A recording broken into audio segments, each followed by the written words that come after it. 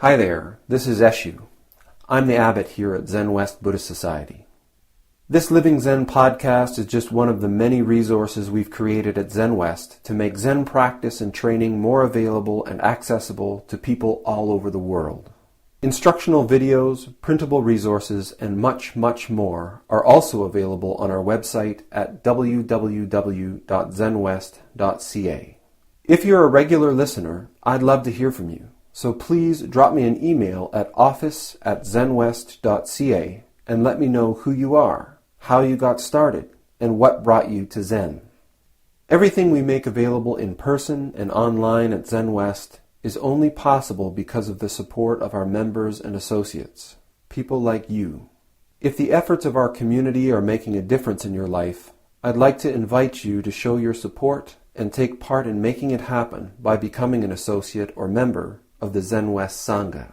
You can do this by clicking the Join Us tab on our website at www.zenwest.ca. Thank you for your support, and thanks for listening. Why, that's a good question. So, flowers on the Butsudan. Well, I can talk about the whole Butsudan if you like, because one of the things in this course, I wish I could remember the words. This person was describing different kinds of traditions, and some of the traditions are more contemplative and sort of simple lines, and some traditions are really like loud, like dripping crucifixes and garish Buddhas and all that kind of stuff. And the person who was leading the workshop talked about Zen as being one way and like Tibetan Buddhism as being the other way, and I agreed to some degree.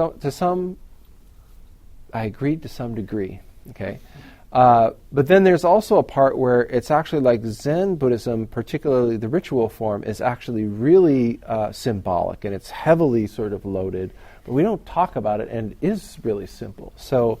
Whenever you see a Butsudan, it looks simple, but there is a whole lot of symbolic meaning. And when you're approaching the Butsudan and everything like that, it's a very simple sort of choreography, but it's also very loaded, right? And you can really do it wrong in a lot of ways if you don't know what's going on, because you just think, I just walk up and I walk around the thing, but there's a lot going on.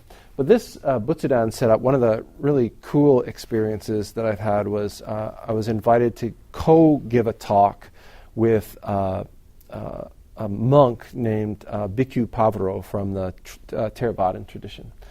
And so we were invited to go to this place, and so the host said, okay, well, we can set up the Butsudan, and then one of you can do the incense offering at the beginning, and one of you can do the incense offering at the end. And then, both of you give a talk during the middle. And so we both walked up to the Butsudan and we set it up. And the setup for the Butsudan or the shrine in both traditions is virtually identical. So we were both kind of looked at each other and went, okay. And then when we did the incense offering, it was clear, the Japanese stylization of it was different than the Thai, which is what his school is. But the elements of it were identical. And so it was just interesting. So the elements of the Butsudan, there's 3 pillars in practice. And so those I'll talk about each one. So the first one is the flowers represents, sila, ethics. And so the sila practice, when you practice Buddhism, we have this ceremony called jukai for lay people, which is receiving the sila. When you become ordained, you do tokudo shiki, which is 10 sila, and jukai is usually 5 sila. Sila means remedies, is the literal translation. Often people translate it as precepts or commandments or something, but remedies is the sort of accurate one-to-one translation. But if we think about it as sort of living a life that is upright and ethical, the flowers represent that because they are they're a beauty to behold, and they sort of benefit everyone. Like, if you put flowers in the middle, there's very few people who go, unless you have maybe bad allergies or something like that. Very few people go like, ugh, flowers, right? Like it makes the whole room nicer when you just have flowers. And so this is the perspective of the Sila as well. When we're putting them on the Butsudan, the perspective of the Sila is that, when we live in that way, when we live in a way that is upright and ethical, it's not just good for us, it actually improves our family, it improves our community, it's a benefit to the whole world. So the second aspect of the Butsudan offerings is the incense, and the incense represents samadhi. And samadhi, that's a tough word to. So samadhi is. So in Zen we often talk about oneness and how the conceptual barrier between ourselves and everything else in the world is really, it's a conceptual barrier. It's not real. We're actually immersed in the activity of the cosmos. We're immersed in the world. We are impacted by the things that go on in the world, and the things that we do impact the whole world. And we can understand that conceptually, great. But when we only understand it conceptually, we still are sort of living in this sort of bubble of self that's walking around and bumping into things in the world. Samadhi is what happens as we continue to practice, as the sort of barrier begins to become permeable and eventually sort of dissolves until we sort of feel ourselves immersed in the activity of the cosmos. And this is a crucial aspect of practice because it's really where the philosophy or the concepts of Zen and Buddhism change from being intellectual concepts to being experienced, felt reality. And so samadhi, the incense represents samadhi because incense, if you light a stick of incense in here and you go out into the hallway or you go out into the street, you'll be able to smell it. It permeates everywhere. And this is the sort of fundamental oneness of the cosmos, permeates all things. And so that's samadhi. Make sense? Follow me still? Okay. And then prajna, wisdom, fundamental wisdom, or the wisdom before thought, is represented by a candle. Sometimes it's represented by just a clear crystal, because it's like transparent, or it's illuminating in the case of a candle. The wisdom, prajna, is what transforms the mundane or the fixated understanding of what's going on in the world around us and within ourselves into right view, or the complete spherical understanding of what's going on in the cosmos. So these activities or these three pillars. So when we practice, it's like one leads to the other, right? So like our sila practice, our ethical practice, helps us to live in such a way where the barriers between subject and object can become permeable, and we can experience the fundamental connection of all things. That connection leads us to wisdom, because when we don't have that sort of fixed notion, the way that we treat other people is different. The way that we interact with the world is different. The way that we use resources is different, because we're not looking at it as like me and it anymore. It's like, oh, this is all a part of one big thing, and the way that we respect it, the way that we respect ourselves, really fundamentally changes. And there's all kinds of little rituals that involve the Butsudan where all that kind of stuff comes into play. Like the one that I think of is in Shokenko, when a new student becomes a student, like begins the formal teacher-student relationship. There's an offering of money made, and so the offering of money goes into a bowl in the interview room, and then I bring it up and I make an offering at the Butsudan, and I bow and I put it on this side of sila. So the idea is you shouldn't be paying the teacher with money that you made in an unethical way. So, if you're drug dealing or murdering people or anything like stealing, you shouldn't use that money for shokenko, because it should be used from an ethical life.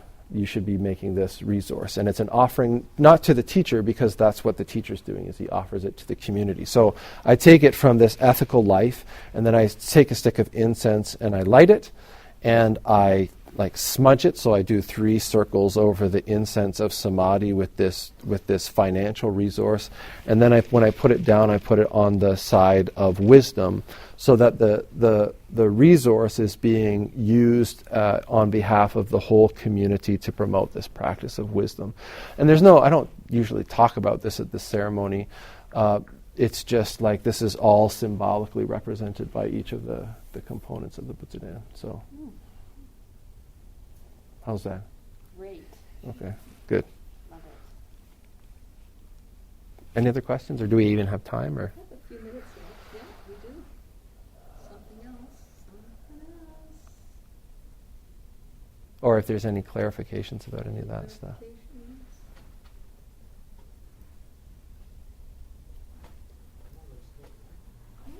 I have a burning question. Oh, you have a burning questions are good. Well, why'd you let it simmer so long? Because I thought it'll come up in the course sometime. Mm-hmm. Just in terms of your names, like how do people come by their... Yeah, the names, I pull them out of a hat. No, we have a sorting hat, and it says, Gryffindor! No. I shouldn't joke. So the names, in many spiritual traditions, there is usually a ceremony in which a person becomes an adult or becomes, there's some kind of life transition. And so in the Buddhist tradition, when a person receives the sila, which we were just talking about, usually the teacher gives that person a Dharma name, which is representative. It can be a bunch of things. It can be, and so the student is usually given the name. They don't pick the name. And as the teacher, the name is usually either calling out a deep aspect of that person's character that you want them to really pay attention to and manifest.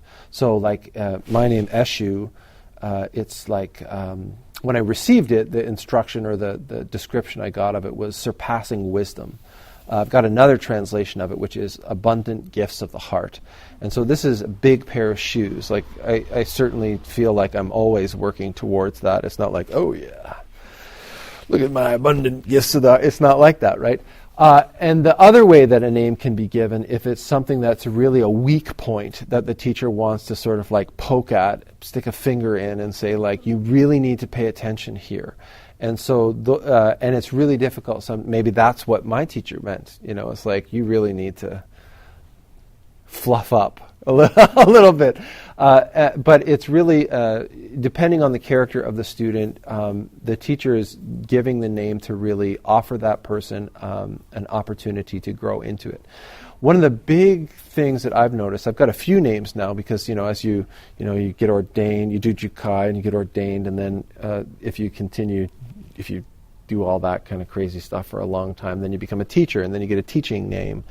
And so each one of those is like another, like, oh shit, more work to do. And what I've found is that the naming thing, it's very interesting that it happens in so many traditions. And what I've found is that it really gives you, we really attach to our names and we build a character into that name. And sometimes it's really difficult to actually make significant changes in your life when we've got all of that stuff that's built around a particular name. And so one of the things that I found personally with the naming ceremonies is that it really gives you a new place to move into. And you can say, well, who is this Eshu person?